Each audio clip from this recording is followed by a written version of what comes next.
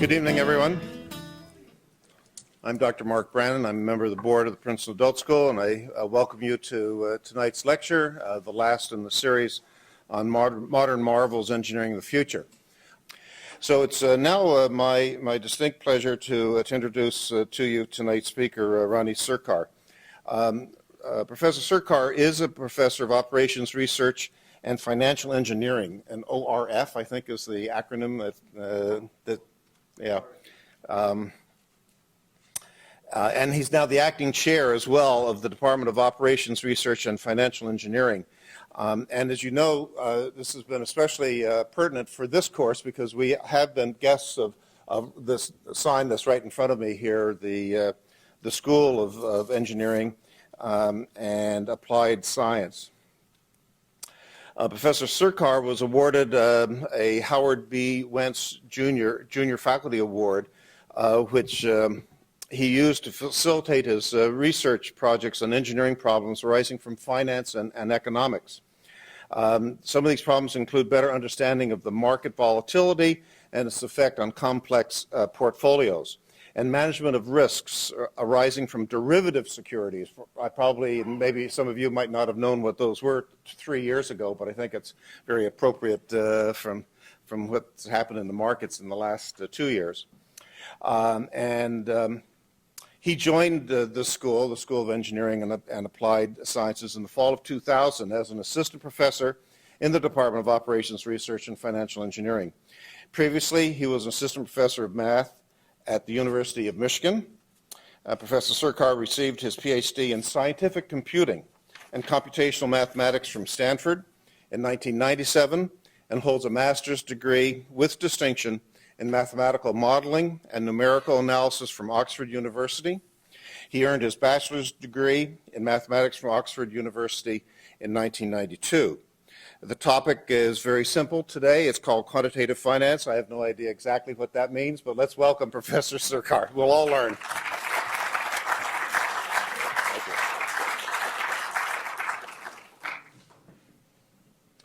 Okay, so thank you, Mark, for that kind introduction and the invitation to speak here this evening. Let me turn it up a bit.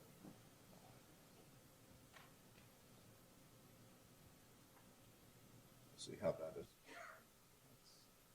Does that sound better? Loud enough? Can you hear him? Okay. Okay, great.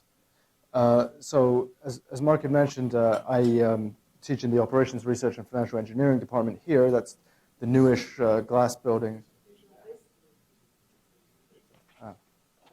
Maybe it's too loud. Is it too loud?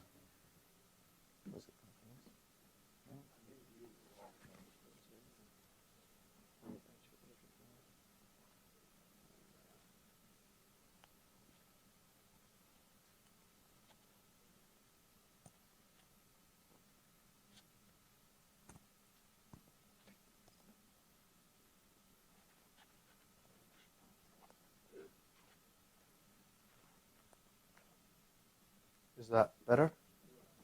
No. Is that muted? Maybe that's muted right now. Oh, that's one. Right, okay. Is that better? No. My name is Ronnie Sircar. No. I can hear it. Yeah, that's Can you hear it? Is it just try and project it. I see. Okay. All right. So I'll try and speak a bit louder then, if that's. No, I don't have a cell phone. Is it whistling? Is that? It's a whistle. Turn the volume down. Okay, let's try that.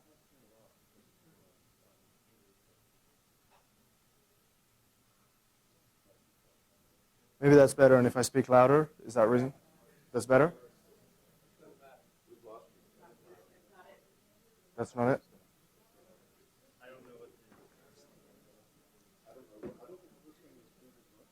I don't think it is either. Just coming in the building? I don't think there's anything either.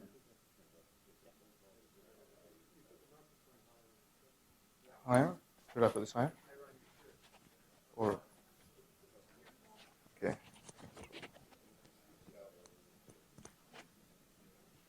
Up here? Is that too high? How's that? That's better. Okay, all right. So after the full start, let me start again.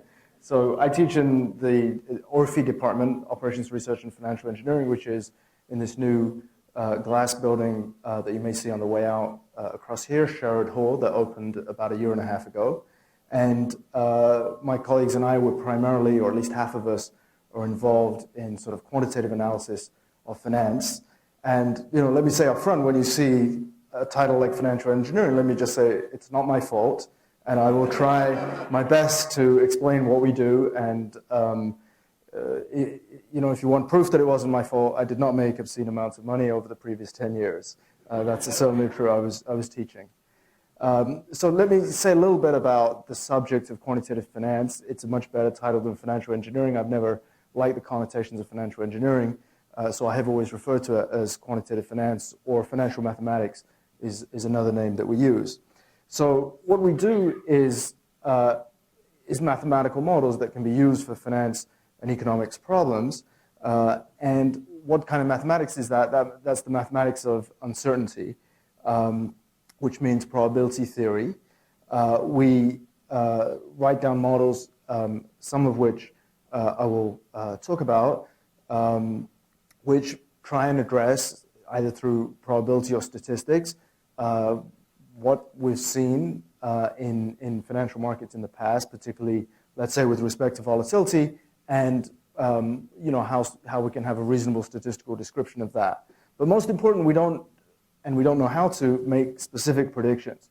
So everything is about randomness and probabilities. There are very few sure statements. Everything is about quantifying the risk. We know there's risk, and we would like to, as best as we can, try and put a number or a set of numbers to that. So that's up front a limit to what we can do. We're not naive enough to think that we can tell you where some financial variable is going to be on some particular date in the future. And of course, nobody can with any, at least nobody honestly can tell you that for certainty. So that's not what we're about. So if you like, we were more pedestrian than that kind of thing. So what we're interested in terms of science is stochastic models. Stochastic is a word that's essentially interchangeable with random, and we're trying to quantify uncertainty in prices and some other economic variables for different kinds of problems. This field, which depending when you take its birth to be, it could be 35 years old, it could be 20 years old, depending on how you want to date the sort of explosion in this kind of work. It departs from classical economics, so it models things at a phenomenological level. So there are stock prices. They move in some seemingly random way. They have some structure, but essentially they look chaotic. They look like results of tossing coins or complex random objects.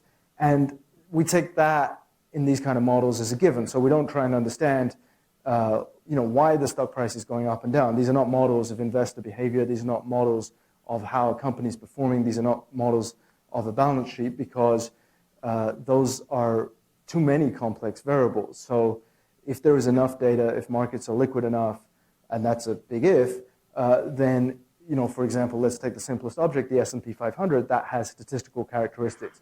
And that's a good point to start. So that's sort of the departure point of, let's say, financial economics from classical economics.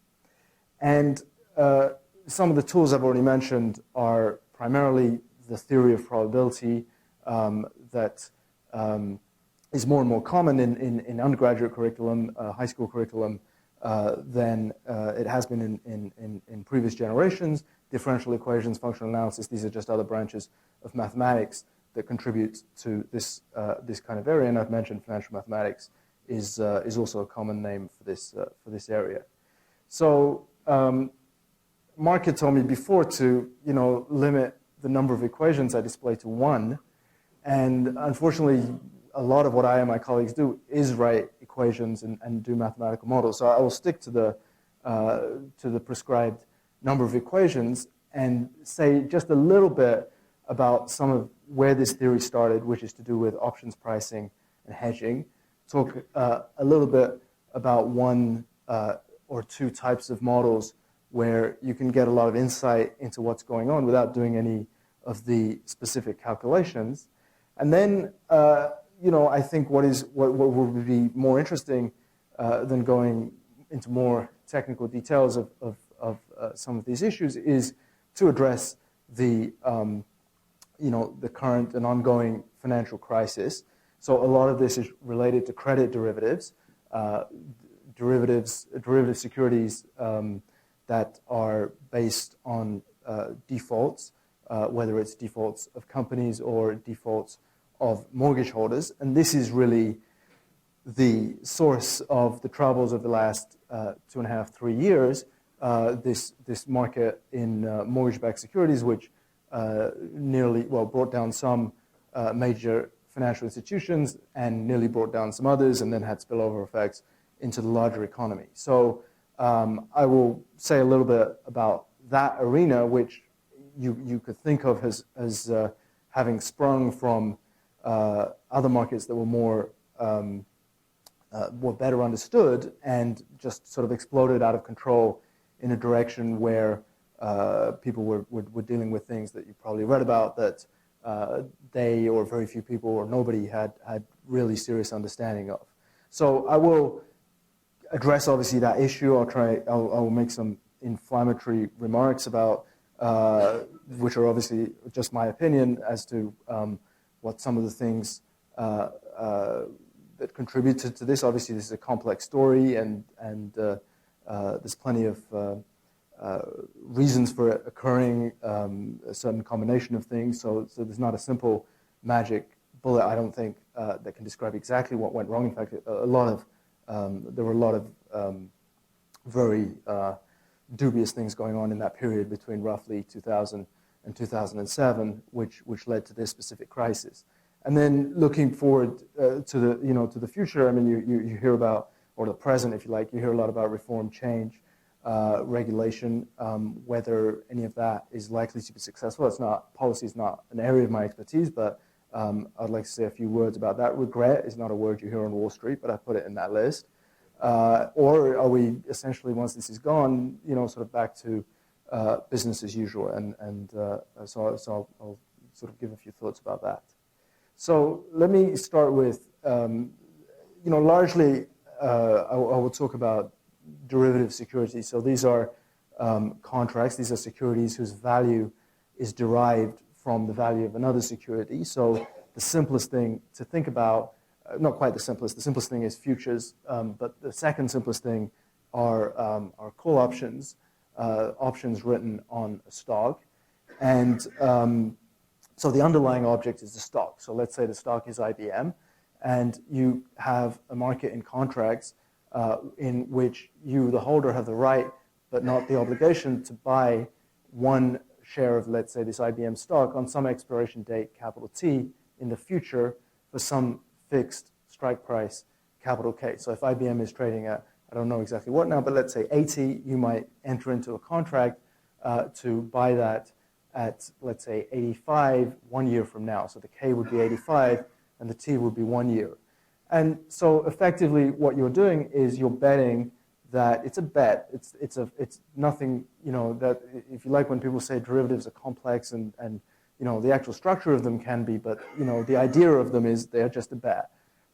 And if they were called bets, we know about betting at Las Vegas, we would think of them as less mysterious. So this is a bet on IBM stock exceeding $85 1 year from now, because if it's trading for $90 1 year from now, you can exercise this contract, buy it for 85, sell it for 90, and you make a profit of $5.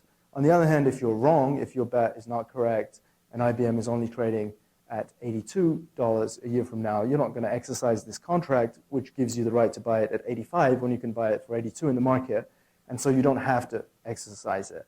And so you have a right but not an obligation, and that's what the contract allows you to do. And of course, for that, you have to pay for that right. That it's a bet, so there's a price of it. So the principal problem, you could argue, is what is that price? I mean, I don't want to use the word fair, but what is the price that somebody selling this contract or somebody buying this contract should pay? So this line just repeats that it's betting that the stock price will exceed K, and the point is. The point is essentially, well, if I want to bet on IBM stock, why don't I just buy IBM stock? I don't have to, that's the simplest way to bet that IBM stock is going to appreciate over the next year. Why do I need this kind of a contract? And the answer is that if you are right, then your profits will be very much larger if you go with these call option contracts. But if you're wrong, then you will lose everything. Whereas, so the motivation is speculative, and this next picture hopefully describes that. It's not very well labeled. So here is just some example with some numbers. This is a profit-loss diagram. It's not very well labeled. The labels didn't come out. So this is investing in stocks versus investing in options. And you can ignore the numbers, but the strike of your call option is 105. And this labeling didn't come out. So this is where the stock price ends up at the end of the 6 months. So there are two lines here. That's all that's really important. One, this kind of flatter line is your profit loss with if you just bought the stock. So let's say you bought the stock. At 100. If the stock price ends up at 100, your profit loss is 0. And then if the stock price goes up 10%, over this course of the 6 months, then your profit from the stock went up 10%. If the stock actually went down 10%, you lose 10%. The only way you can lose everything is if the stock actually goes all the way down to 0, and then you lose everything over here. So it's a way to bet on the stock price going up. The upside is not very exciting to put it, to put it in those terms. If it goes up 10%, you get 10%. But on the other hand, the downside is not so bad. If it goes down 10%, you lose 10%. But with the same money, let's say you had $1,000, you could buy 10 stocks, let's say if they were trading at 100 today, in this hypothetical example. But the real point is that the call option is much, much, much cheaper. And so with the same $1,000, you could buy 461 of these call options. And so the second diagram, this so-called leverage diagram, shows you the leverage of the call option position. So let's look at the happy part first. If you're right, if the strike of this is 105, I can't quite see it from where I am, but where this thing starts turning is hopefully at 105. And then you have 461 of these call options for your $1,000. So every dollar that it goes up above 105, you start making $461. And so that's why the slope of this line is extremely, extremely steep. The payoff on the upside is, moves up very rapidly. This is the leverage of this position. So that's the happy news. But when you're wrong, you lose your shirt. You lose everything. You lose your $1,000. And so that's the kind of the moral of everything, that these derivatives, if you're right, they can be very rewarding. And when you're wrong, they will hit you very hard. And so if you are going to invest in these things, you had better be willing to lose everything. In other words, if that $1,000 is, otherwise you would take it on a trip to Atlantic City, but you choose to do this, that's fine if you're prepared to lose the $1,000. That could very, very well happen if you're wrong on this bet. If you want to be more conservative, just buy the stock. And of course, let's hope, if we're talking about you, this is, I'm sure, your $1,000. If we're talking about Wall Street, let's hope it's not your $1,000 that they're playing with, without your knowledge. But we'll talk about that later. So that's the simplest example. I don't know if at this stage if there's any questions before I move on just how this on this particular contract. I'll be happy to to be interrupted if something's not clear. Okay, so that's fairly simple to understand, and then that's the original type of derivative security almost. And these are some other examples so the flip of that A call gives you the right to buy. A put gives you the right to sell. So these are all, don't worry about the European. This is a distinction that I won't get into right here. It's just a nomenclature. So put options are, if a call option gives you the right to buy, that means you're speculating the stock price goes up. A put option gives you the right to sell, which means you're speculating the stock price is going to go down because you lock in a contract to sell it at a higher price sometime in the future. So this you can think of as an insurance against the stock price going down, which is what it says here. And the price you can think of as an insurance premium. Credit default swaps, CDSs, these are among some of the things that caused a lot of the trouble because they're unregulated. This is a bet. This is an insurance. This is a credit default swap is just an insurance contract against, let's say, a firm defaulting or a set of mortgages going bust. You pay an insurance premium. That's the analog of the price, and that's what the pricing problem is. And if the default, or if the bad event happens, you get compensated. So credit default swaps are an example of credit derivatives, and they have complicated definitions, and well, not particularly complicated. They're just like an insurance contract against default risk. Adjustable rate mortgages, that's something that came up over the past 10 years. These are things that you may not have even thought of as being derivative securities, but essentially they are, because they are things that allow you to pay a low interest rate when you start the mortgage, and then the smart mortgage salesman is going to tell you, but within 5 years' time you'll be promoted, your salary will have been doubled, then you can afford to pay a higher interest rate. And of course, not all people don't realize that the amount that they have to pay back can jump quite enormously. So ARMs, adjustable rate mortgages, these are also examples of derivative securities, derivatives on the interest rate that is prevailing for payback on loan. American options are another type of option which give the holder the right to exercise any time up until the expiration date. That's just a twist on this European, where it has to be exercised at the end. And then there's a dictionary of these things. I won't define any of these. Asian options, look-back options, barrier options, passport options, swap options, floor options, captions. There's a whole slew of the things, and this is not even getting into the credit derivatives. So these things took off, but they're just, they are just some kind of bet. If such and such happens, you get this, and if it doesn't, you don't. So that's essentially the kind of introduction to derivative securities. And of course, it's they're not all bad. I mean, these were not created with sort of malice in intent. They can be very useful because different people are willing to take different institutions, let's say, need their money at different times than others. And so if some institution is willing to invest relatively long term, then they may be able to take more risk than other institutions that need the money to be more secure. So that's why we have markets, and these are just tools that can smooth out or custom payments or risks according to your demands. I mean, mortgage securities, of course, pooling mortgages is a form of derivatives. If each of us had to go out and get somebody to give us specifically a mortgage without these being pooled, then we'd be paying at a very high rate because one person would be exposed just to your mortgage risk.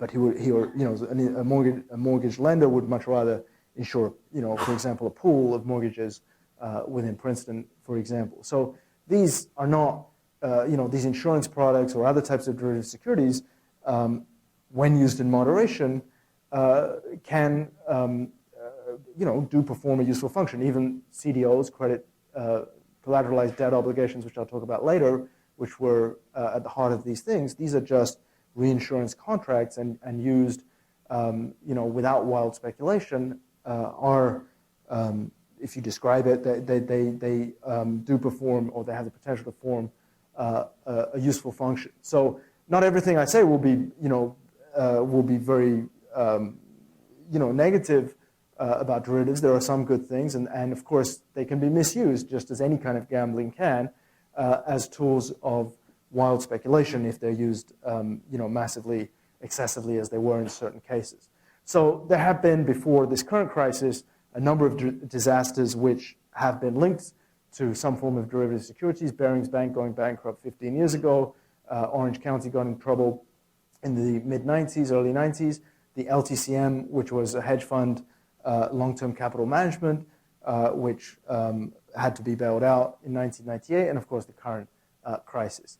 But despite all the negatives, there's one issue which I think will not. We cannot be naive about. Derivatives will always be around. I mean, as long as people are around. It's like saying gambling will be around, or people will always look for creative investment vehicles to enact their view. If you think of derivatives as insurance, then that's a good thing for people to have access to have some sort of form of insurance. If you think of it as a tool for speculation, people will always want to some form of leverage if they're willing to risk their money. So I think it's naive to say, let's get rid of derivatives. They will always be around. They will. We can get rid of certain types of them. We can try and regulate them, and people who are in this business will try and come up with clever and disguised versions of similar things and so on. So it's I think naive to assume that somehow this market could be gotten rid of and everything will be okay. It's more a question of understanding the risks and regulating them wherever possible. So derivatives will always be around and have to be dealt with.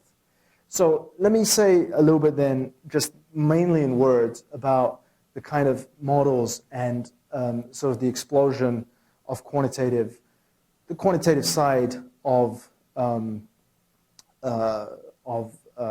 Wall Street, and to what extent it contributed or is really not developed enough given the current crisis. So this is more to do with the kind of models that culminated in a theory for option valuation by Black-Scholes, which really led to a lot of physicists, former physicists, engineers, mathematicians working on Wall Street, the so-called quants, who were in charge of some of these models.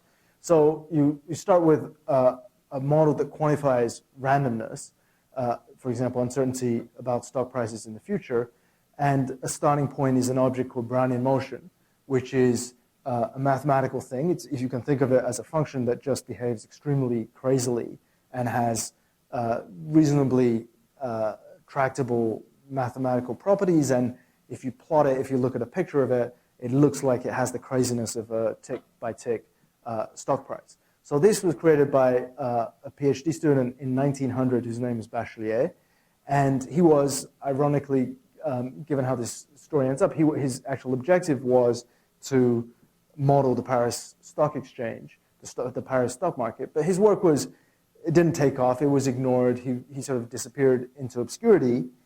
And really, these stochastic models were much more used in physics, which is perhaps why a lot of physicists find the career change to finance quite attractive. So this Brownian motion object was rediscovered by Einstein in 1905. And this was, as you perhaps know, this was his great year when he published all of these papers, any one of which could have won the Nobel Prize in Physics, and this is one of them. He rediscovered it. He didn't know the work of Bachelier. And then for the next 60 years or so, it's a basis of electrons. It's not stock prices. It's electrons. It's particles in physics that these things are used for. The name Brownian motion refers to the person who discovered that grain suspended in a fluid moves about erratically, and that's why it's given this name. That was a scientist named Brown.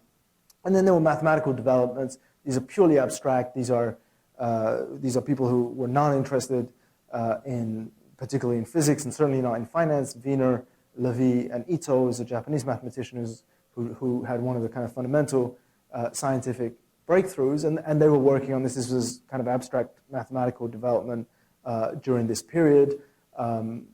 Ito was responsible for something which is sort of fundamental in the analysis of these models, which is called stochastic calculus. He developed it in the 40s. Nobody cared. Even Ito didn't care. He wrote a book 15 or 20 years later which doesn't even discuss stochastic calculus. So this thing lay in obscurity for a long period of time during the 20th century. And then it was rediscovered by an economist, Samuelson. Samuelson is a famous economist at MIT, died just around Christmas time last year in his 90s. And many of you maybe took an economics course where his textbook which I think originally was from the 40s, and is still used in sort of freshman economics classes. So he was a promoter for these kind of stochastic models to be used for modeling stock prices. So he had to sort of come back to where Bachelier had started it, and from the mid-60s on, the economists primarily started looking at these models because they seemed to give some nice answers to some questions that they had not been able to deal with. So the big thing, if you like, for this area was something called the Black-Scholes formula, which is, or the Black-Scholes option pricing theory, which was published in 1973. And this is an explicit pricing formula for those kind of options that I was talking about before. So these options, call options, put options, they had been sort of discussed as something that people might want to trade, but people had no idea what the, how to come up with a price for them, because there were certain things that they seemed to depend on too many variables, et cetera, and there was a, there was a very much a, there was very much a desire to have a market in this thing, but nobody knew how to put even sort of a ballpark value on them. So when this Black-Scholes theory was published in 1973, a couple of things happened by coincidence. So it's a formula, but it's a complicated formula. It needs to evaluate cumulative normal distribution functions, these things that you may have previously learned in statistics classes by looking up in tables. At the same time, just by pure coincidence in 73, the CBOE, the Chicago Board of Options Exchange, opened. And around the same time, the Texas Instruments handheld computer is probably the size of an iPad by today's standards, but it was described as handheld, was discovered. And so traders in this new CBOE were able to walk around with this device programmed to, programmed with this Black-Scholes formula, which was a reasonably good ballpark. It's not perfect by any means, but a reasonably good ballpark enabler of what the value of an option should be, and this market took off. So initially there were call options on 16 stocks in the mid-70s, and then by the year 2000, this market, the Black-Scholes model itself in its original form is not, even Black and Scholes knew this when they published it, is not a good, or is not a particularly good, it's good in the right area, but it's not perfect by any means, and there are certain flaws with it. So a lot of different models were developed, but the market in calls and puts, which had some quantitative analysis behind it, by let's say 2000, these objects were traded on over 1,200 stocks, relatively liquid stocks. And then two of the originators, there's another economist, Merton, who his name is not in it, but he's instrumental in this. He and Scholes, Black having died, were awarded the Nobel Prize in economics in '97. And then next year, one of those derivatives crises occurred with this hedge fund LTCM, in which Merton and Scholes were involved. So that was a lot of rain, let's put it that way, on their parade. And we'll talk about what the gap is between options and then the more complicated things that seem to cause these crises. So that's the historical idea, and maybe I'll say a word or two about what the idea is. So the idea is to try and find the value of something which is a derivative, in other words, whose value is derived from something else, by finding some trading strategy in things you know the price of, which replicates the payoff of the thing you're trying to price. So in these models, you can replicate or synthesize an option by trading in the stock and putting some money in the bank or borrowing some money in the bank. That's the basic idea. So, at one level, it's complicated. It's complicated, and it gets more complicated as the models become more sophisticated. But the idea is simple, that you try and find the price of something that you don't know as the price in terms of the prices of things that you do know. It's complicated to do that, but that's the essential idea. And when the models are simple, when we're talking about call options on stocks, when the markets are relatively simple, that's an idea that has some tractability. So the basic argument, I should have said, is no arbitrage. If you have two things that are priced the same, then if the market is moving relatively efficiently, then they must be priced the same. And if they were not priced the same, then everybody would buy the one that's cheaper and sell the one that's more expensive, and very quickly the market would equilibrate so they are the same. So this is a reasonable principle on which to value things whose values are, whose payoffs are derived from something else, that they should be priced they should be priced such that there is no arbitrage opportunity. And this is the concept of mark to market. And it's very simple.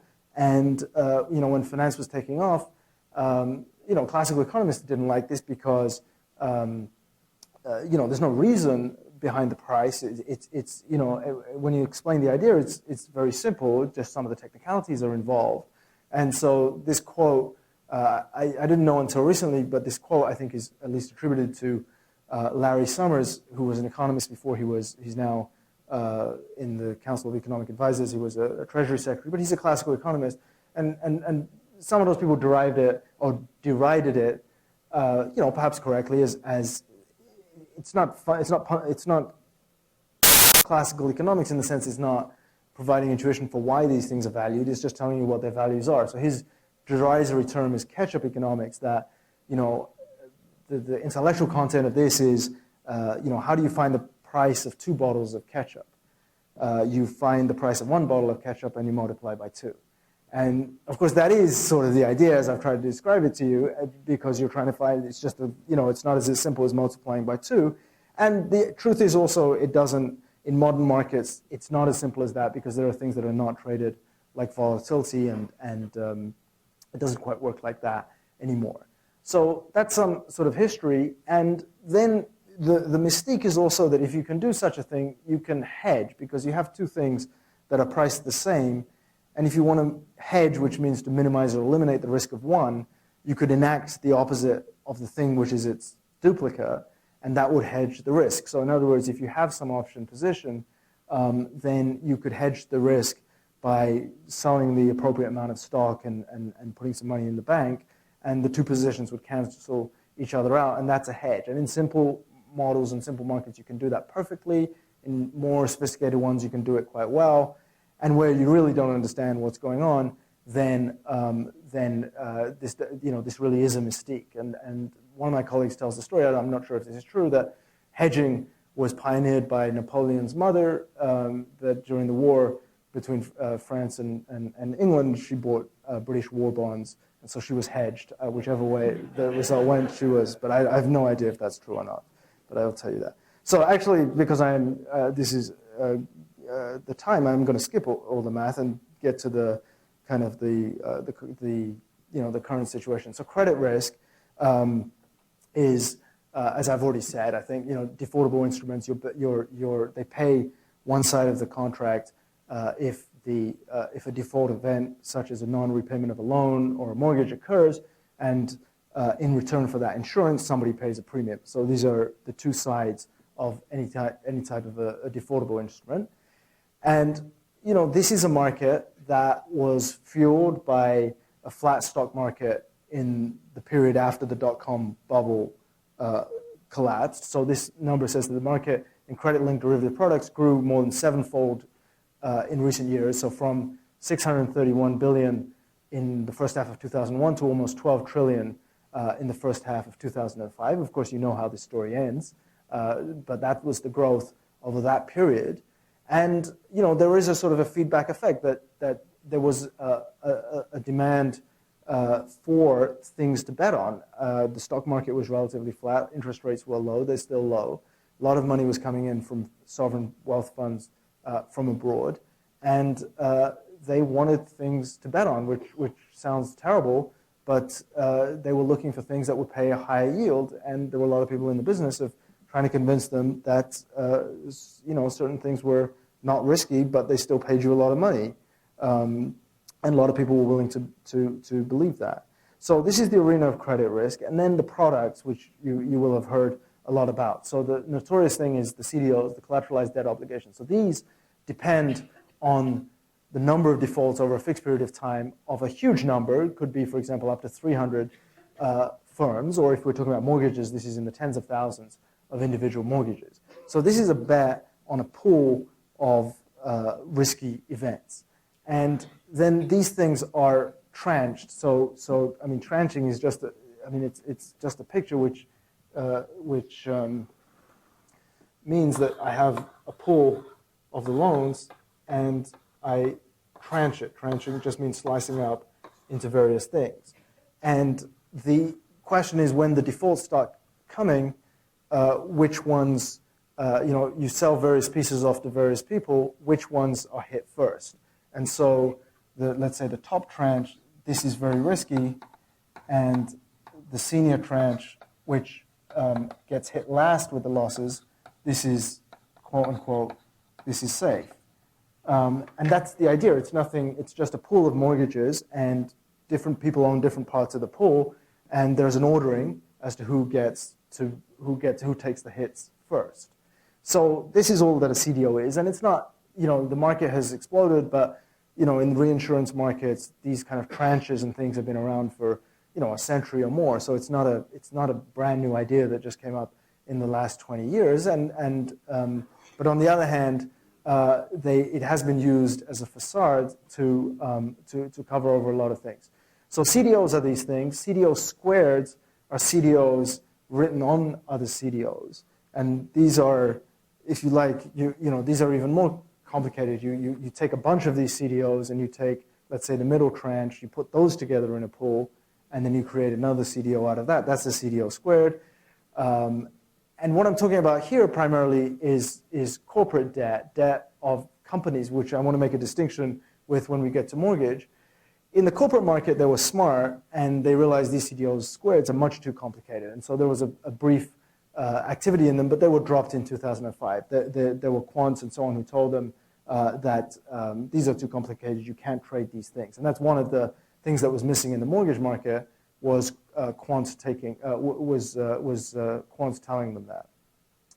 And so here I'm referring to a class of models in this credit derivatives business called Copula Models, which are in some sense taking the limit of these kind of quantitative models to an extreme, and sort of assuming that these things can be hedged and replicated when in actual fact they're not. So I will say that these models, which were used a lot in the industry, they were derided in academia. There's I can find hundreds of academic papers whose first sentence is that the Copula model is ridiculous. But these were used a lot in this business in the 2000s because traders liked them. They were fast, they were simple, and they were wrong.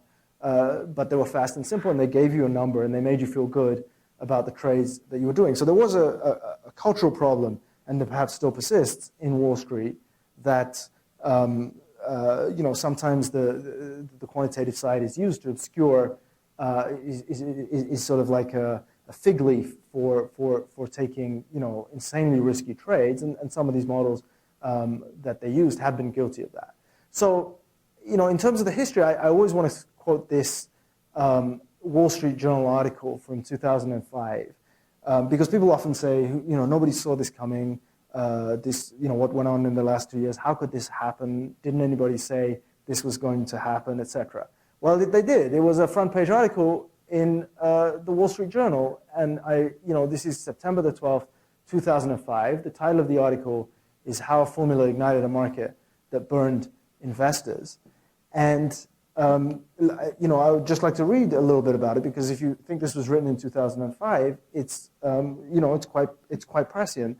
So there was a crisis in May of 2005, much smaller than what we had in 2008, but General Motors and Ford were downgraded by the credit ratings agencies, and suddenly, there was credit spreads of other companies went up, and there was a great deal of turbulence for a short period of time in these credit markets. And this is an article written a few months later. So when a credit agency downgraded General Motors' debt in May of 2005, the automaker's securities sank. But it wasn't just holders of the GM shares and bonds who felt the pain. And then it gets a bit poetic, like the proverbial flap of a butterfly's wings rippling into a tornado. GM's woes caused hedge funds around the world to lose hundreds of millions of dollars in other investments, on behalf of wealthy individuals, institutions like university endowments and wealthy pension, and via pension funds, regular folk. And then this is the story of the person who was a Wall Street person who invented Copula Models and the fig leaf, so to speak. So all of this traces back, in a sense, to a day 8 years ago when a Chinese-born New York banker got to musing about love and death, specifically how people tend to die soon after their spouses do. Therein lies a tale of how a statistician, unknown outside of small coterie finance theorists, helped change the world of investing. The banker David Lee came up with a computerized financial model to weigh the likelihood that a given set of corporations would default on their bond debt in quick succession. The model fueled explosive growth in a market for what are known as credit derivatives, investment vehicles that are based on corporate bonds and give their owners protection against a default. This is a market that barely existed in the mid-90s. Now it is both so gigantic, measured in the trillions of dollars, and so murky that it has drawn expressions of concern from several market watchers. So this is back in 2005. The Federal Reserve Bank of New York has asked 14 big banks to meet with it this week about practices in the surging market. So a lot of people knew that this was a ticking time bomb, including the Federal Reserve of New York. The model Mr. Lee devised helped estimate what return investors in certain credit derivative markets should demand, how much they should have at risk, and what strategies they should employ to minimize the risk. Big investors started using the model to make trades that entailed giant bets with little or none of their money tied up. Now hundreds of billions of dollars ride on the variations of the model every day. The problem, the scale's calibration isn't foolproof. The most dangerous part, Mr. Lee himself says of the model, is when people believe everything coming out of it. Investors who put too much trust in it or don't understand all of its subtleties may think they've eliminated the risks when they haven't. So this is 2005. And then let me read one more section of this. So the story of Mr. Lee and the model illustrates both the promise and peril of today's increasingly sophisticated investment world. That world extends far beyond its visible tip of stock and bonds and their reactions to earnings or economic news. In the largely invisible realm of derivatives, investment contracts structured so their value depends on the behavior of some other thing or event, credit derivatives play a significant and growing role. Endless trading in them makes markets more efficient and eases the flow of money into companies that they can use to grow, create jobs, and perhaps spread prosperity. But investors who use credit derivatives without fully appreciating the risks can cause much trouble for themselves and potentially also for others by triggering a cascade of losses. The GM episode proved relatively minor, but some experts say it could have been worse. So all this information was out there. This article is not talking about mortgages. So that's the only difference between, this is talking about the corporate debt market, and that's not where the problem occurred, but the problem as it did occur in, is almost an analog of what's said here in the mortgage market. So I don't know how much time I should, no, 10 minutes. Okay, so let me go into a little bit about that. So a lot of this you will have read. I mean, CDO, somebody did account that in the New York Times it was never used before 2000, or maybe it was used 3 or 4 times before 2007, and now it's used in the New York Times, practically every week. So I make a distinction about, having read that article and talked about, these kind of models in corporate credit. It was even worse in mortgage-backed securities because there wasn't even really much of a model. So the crisis erupted from mortgage-backed securities, MBS, which are pools of mortgages. So inside that box, there's tens of thousands of mortgages from different places. CDOs written on mortgage-backed securities are in fact CDOs squared. So that's one thing that was a shock to me 2 or 3 years ago. CDO squared in corporate credit, which is an area where, at least there is some mathematical modeling, not much. They had realized, that you cannot, CDO squared is just much too complicated. That's a ridiculous object for anybody to trade. It's just too complicated. But every day in the much bigger mortgage-backed securities market, people were trading CDOs on mortgage-backed securities, but mortgage-backed securities are themselves CDOs. So this is really, a CDO squared itself. And their senior tranches were given AAA ratings. So I expect probably most of you are familiar with this story, but this so-called alchemy was you have a bunch of mortgage-backed securities. You have tons of them, and so these are the mortgage-backed securities. So these could be mortgages in Oregon. These could be mortgages in Delaware. These could be mortgages in California, and these are tranched.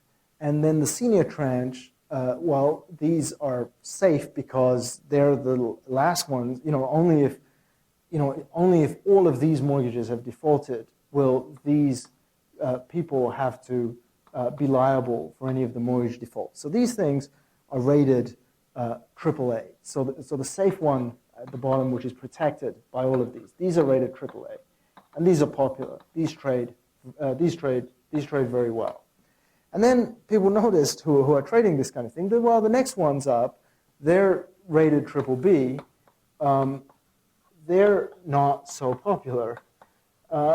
So how about if we take all these BBBs and put them into another pool? This is the CDO squared, and then tranche that. And then, and then guess what? You put all these BBBs, and there's a senior tranche of all the BBBs, and miraculously that becomes a AAA. So because it's the best of something, it's the best of all that. You could call it. I know this is an adult school, and I shouldn't use adult language because of that. But I like to say that is. Then you can put your own letter in for the star. That's exactly what went on. That the senior tranche of the BBBs became suddenly miraculously AAAs, and a lot of people, either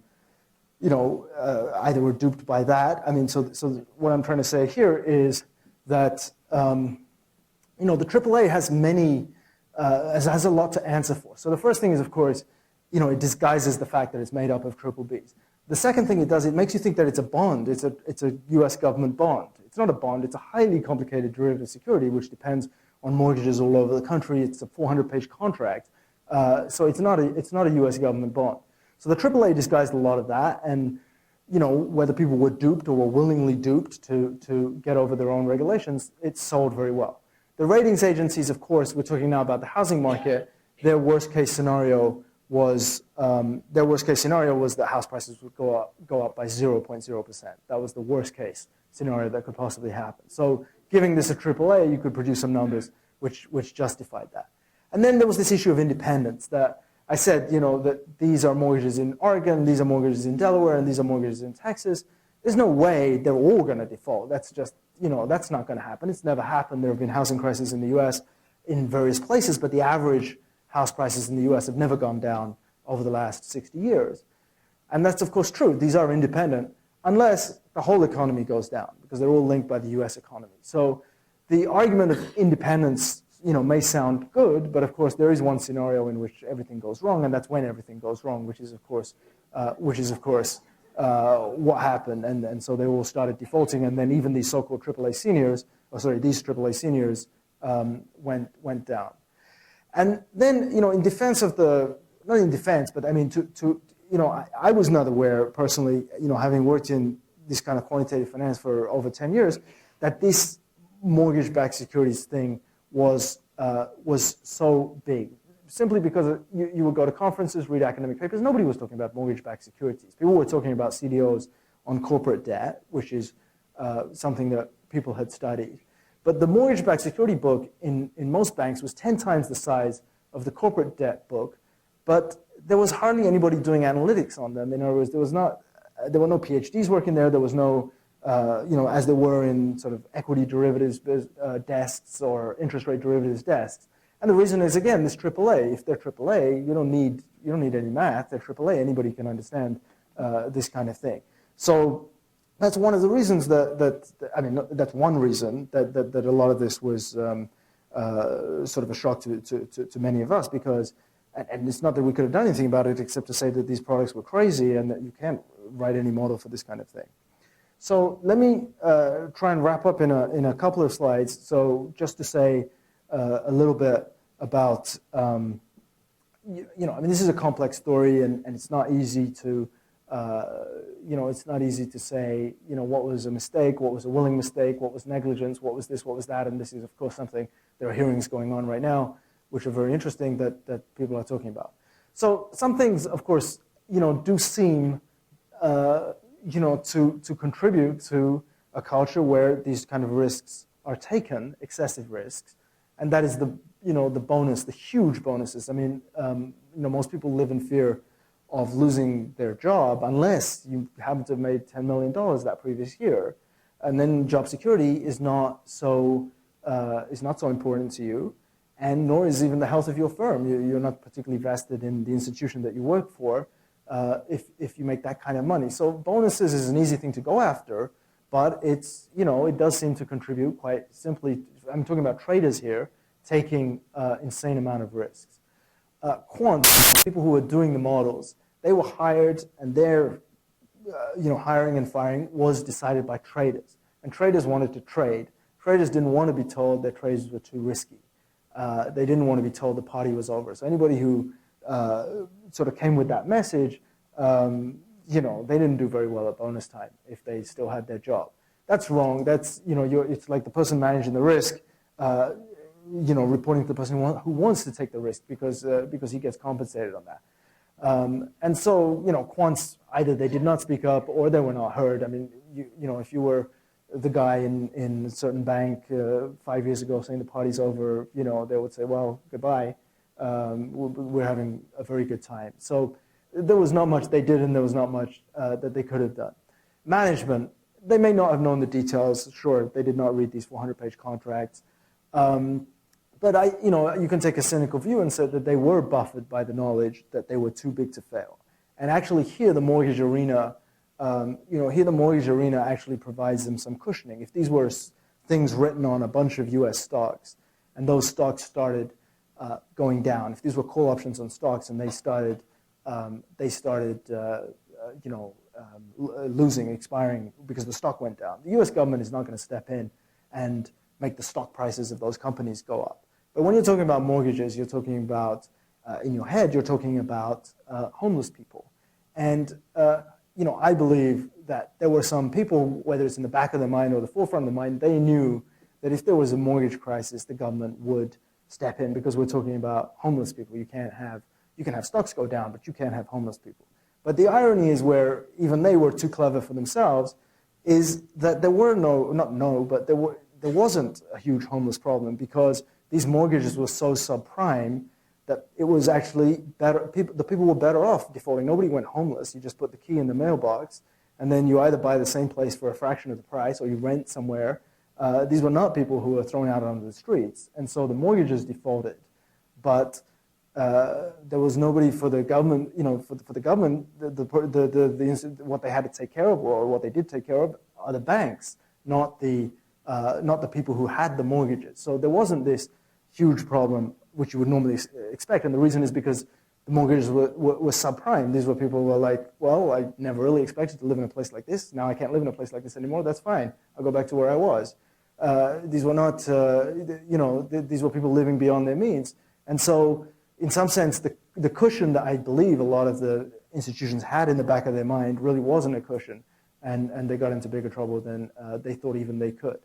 And rating agencies, they were paid by the people they were paid to rate, and the more deals they approved, the more fees they would recover. So, what about now? I mean, 1 year, 2 or 3 years later, the bonus culture still persists. We know that.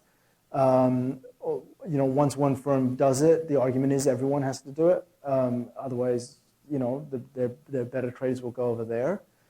Quants, this has got better. Quants report now to management, and they assess the risk. I mean, they assess the risk of a trade, and they report to management, and certain people are charged with signing off the trades. They do not report to the traders, so that is a good development in many of the banks.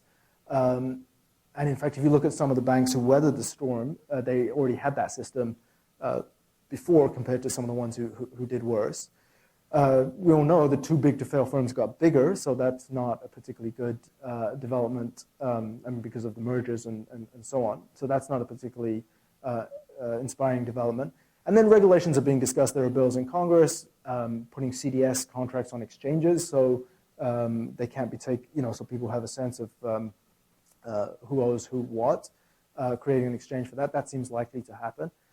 There are certain new, there's reform at the Fed, but there's, some people have talked about National Institute of Finance, which is kind of like the National Institute of Health, to monitor if there's going to be an epidemic or a huge outbreak of this systemic risk, and really to collect data so that warning signals can be detected.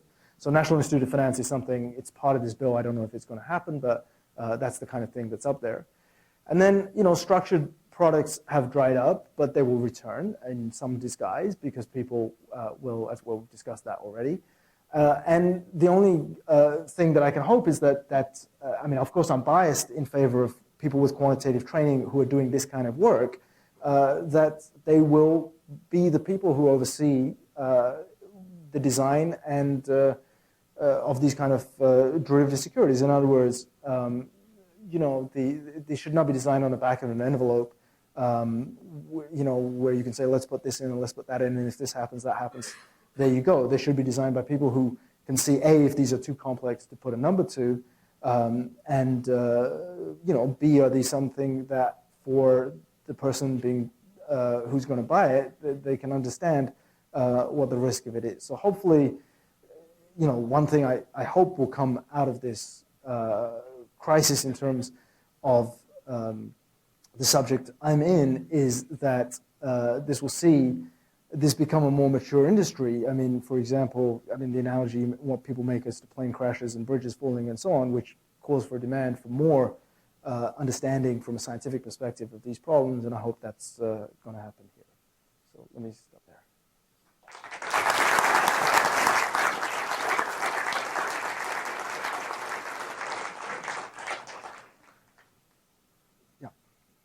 Patrick, go back to the beginning where you were talking about these Muslims basically being a form of gambling, and also they've only really developed over the last 20 to 30 years.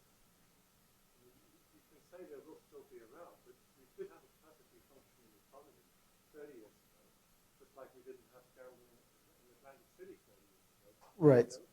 Both possibilities are yeah, I think it's once something exists and there is a demand for it, It seems like it's saying we should be embarrassed to believe that gambling is an essential part of the economy. It's not.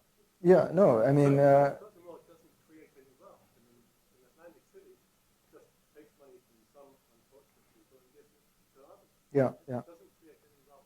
No, that's a fair point, and I'm agnostic on that. My rather pedestrian view is that some people are going to do it, and then when some people do it, other people are going to do it. It's not something that you can stop people doing. This is a free economy. You could regulate it, yes. So that I believe in, but I don't think we can deny its existence. We can only try and. We can be embarrassed. We can be embarrassed by bonuses. I know people who are embarrassed at their kids' bonuses. There's plenty of room for embarrassment. I totally agree with you. Yeah.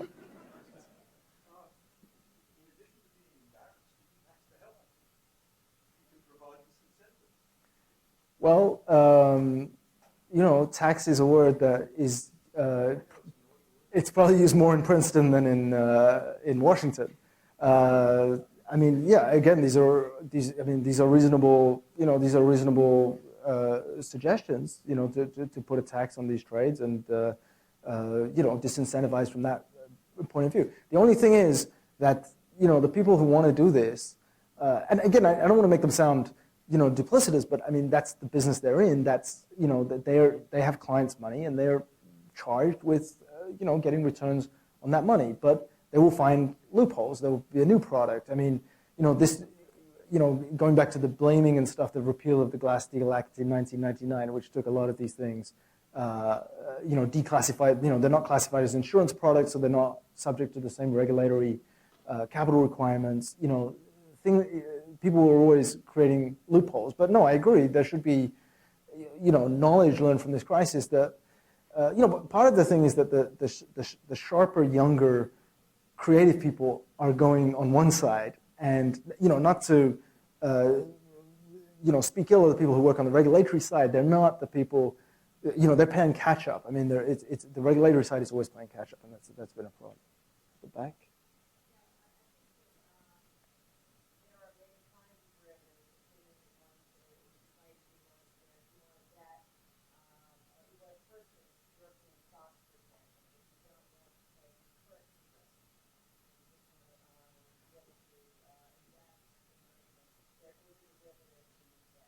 Mhm.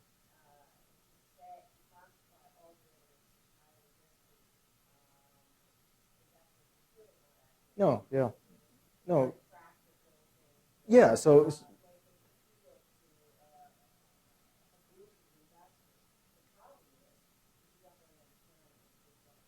yeah, I mean, they got too complicated for the people who were. Yeah, yeah. No, I agree with that. I mean, a priori, they can. I mean, they're insurance contracts. Everyone believes in insurance, so uh, they're not all bad. Used excessively and misunderstood, they're terrible.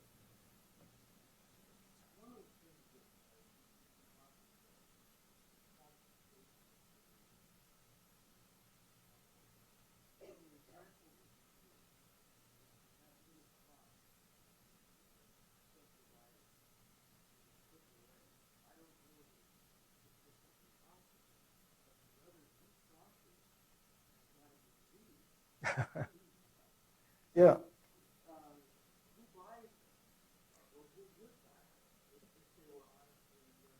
Well, I mean, a lot of people were, a lot of the investment banks that got into trouble, they so believed that these things couldn't happen, they kept a lot of them on their books. So Merrill Lynch, I believe, kept a lot on their books. Citigroup kept a lot on their books. So there's also a willing duplicity that a lot of people believe the housing market will not go down.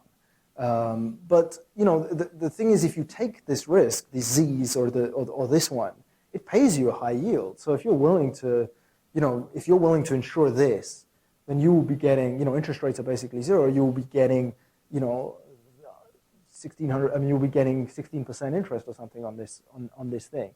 And a lot of the time, you don't even have to put up the money. You just have to say, yeah, okay, I'll take that. A lot of these were unfunded. You didn't even have to have the money ready. You would just get the return. So hedge funds would play that game. These are, where can you get 16%? Well, here, and if you really believe, I mean, derivatives are bets, so that means you believe the position you're taking. So if you really believe the housing market is not going to go down that far, there will be people who are taking that, and a lot of time the banks themselves really believed it. Thanks for your thought. There seems to be an impression that I'm getting from the audience that people think that these types of instruments go back 20 or 30 years. I think they go back thousands of years. Yeah, I mean, Back to Phoenician times and the Greeks. you can probably, I don't know if, certain of these specific things as we now term them, but I'm sure you could find examples where two people entered into a bet, and if this happened, I would pay you this, and if that happened, I would pay you that. So, yeah, so, I mean, again, bet. If you, That's very wrong. So I also get the sense from some of the comments that these instruments have been fairly demonized. So I'd like to ask you, in your opinion, what would happen, what would be the effect on the economy if these derivatives and options disappeared? I mean, so realistically speaking, these kind of things, it's like gambling. It's like, opportunities to invest. People are in the business of creating opportunities to invest, other than stocks and bonds. So realistically, I don't think that's going to happen. But if they were, what would be the effect? People who have a lot of money will have to put it somewhere, and I don't know. I mean, if you're saying that they can only invest in stocks, bonds, foreign exchange, then one of those will surge. I mean, it's hard to predict what it would go into. Well, then it seems like your theory or thesis or premise is that the majority or all the transactions that occur in these instruments are simply speculative. What about the vast majority that are fundamental in the structure of finance and business? Sure. Real businesses engage in genuine strategies that minimize risk or enable financing. Absolutely, yeah. Securitization of products that enable them to do actual business. Yeah, I mean, I absolutely, hope I presented it fairly, that they're not all bad, but what happened over the last 5 years, they were taken to the extreme. So they perform a genuine function. I mean, airlines hedge their foreign currency exposure with with certain types of Asian options. People reinsure insurance contracts. So these are all legitimate forms of derivatives. Where it got crazy was the equivalent of people buying insurance on other people's houses, or other people's cars. So Mark might insure his car because he doesn't want to wreck it. But if I start insuring his car as well because I want to bet whether he's going to wreck it or not, that seems a little excessive because I just have things I want to bet on. And so that's where it sort of spiraled out of control. Now, where you draw the line between what's genuine use of derivative and what's speculative, that's in the eye of the beholder, and no regulatory body could have the power that they'll be able to say, that's okay, but there's just too much going on that could not possibly happen. It's a delicate issue that they do perform a crucial function to businesses. They keep our mortgage payments lower than they otherwise would be. They keep our insurance payments lower than they otherwise would be if we had to find an individual insurer for each of ours. So they certainly they certainly play a role. We would notice, maybe that's the answer to your question. We would notice if they all disappeared. All our, any kind of insurance premiums would go up. But then, perhaps the economy wouldn't be brought to the edge of collapse every 10 years. I don't know. It's hard to draw the line between saying, what is cause and effect. But I generally believe there's no way that they are going to disappear in any form. We've gone from corporate debt, mortgages, there's a speculation that we might go to student loans, the government took care of that. We speculate now that we might go to muni debt in terms of this. What's your best guess as to what area we're going to be looking at and hearing about over the next time? There was a rumor they were looking at life insurance premiums, which is something that they did in the 80s during, they lost a lot of money on that in the 80s. So old ideas never die, and they come back. All I can say is that there are people who are paid to do this, so we shouldn't deny. And I'm not out to vilify or anything. These are there. I'm just hoping that these things are done in an informed and technical way. That's all. So yeah, wherever there is risk, people want to trade that risk, and that can be a good thing because people who have too much risk can diversify it away, but it can lead to undue speculation. So if they do lower life insurance premiums, that's a good thing. But on the other hand, if a collapse in that market triggers a bigger collapse in the larger economy, that's a bad thing. But it's hard. It's hard to find the line. It's hard for anybody to find that. A real bad flu epidemic would take care of the life insurance. Yeah, it would. Yeah. So that's. I think that's where it went wrong in the 80s with the AIDS epidemic or something. Yeah, they lost a lot of money. So yeah, there's a grim. Nothing's too grim. Yeah. Let's thank you. See you all next semester.